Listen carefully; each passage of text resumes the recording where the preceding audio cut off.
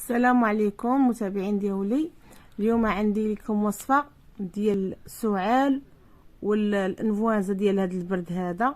راه كتصلح للوليدات الكبار للصغار لكل شيء، وسهله وفي متناول الجميع وكل شيء كاين في الدار. عندنا التين اللي هو الشريحه اللي كان الكحله ولا البيضه ولا المهم التين مجفف، وعندنا الثومه طبعا في كل بيت هذه راه موجوده، كاين عندنا متواجده. المهم كناخذوا التين اولا الشريحه كنقيو وكنغسلوه من التراب ومن الشوائب من كل شيء، كنمسحوه ولا كنخليوه كينشف، وكنقطعوه من النص ديالو من الوسط، كنقلبوا واش كاين فيه شي حشرات لداخل واش كاين فيه شي شوائب، وكنحط فيه داك الفصيص ديال الثوم كنكون مقاطعاهم وموجداهم.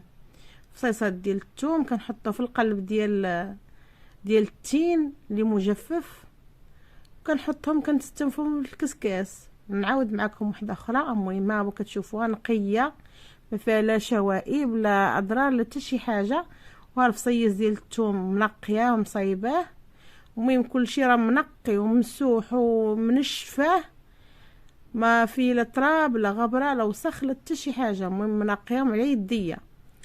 المهم كنبقى نحل كل وحيده كل شريحه ولا كل تينه كنحلها وكنحط في هذاك الفصيص ديال الثوم.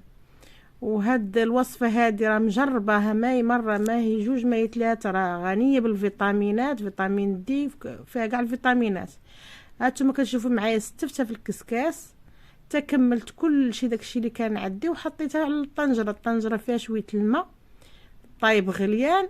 هانتوما كتشوفوا هنايا مستفاهم دوك الشريحات ديالي كلهم، طلعت فيها الفوره كامله، تحسيت بان داك التين ديالي ها هو هنايا طاب مزيان دخلوا الطياب.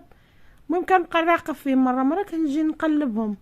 هانتوما كتشوفوا معايا هنايا صافي، وكنحطو الخلاط، الخلاط الكهربائي على حسب الخلاط اللي عندكم نتوما في موجود في الدار. كنكب عليه شويه زيت العود زيت الزيتون، وكنطحن في الخلاط الكهربائي اللي موجود عندي في الدار، كنطحنه بشويه ما كنديرش كلشي، وكنديرو في واحد القرعه ديال الزاج اللي معقمتها من قبل ونشفتها ومسحتها بواحد الوريقه.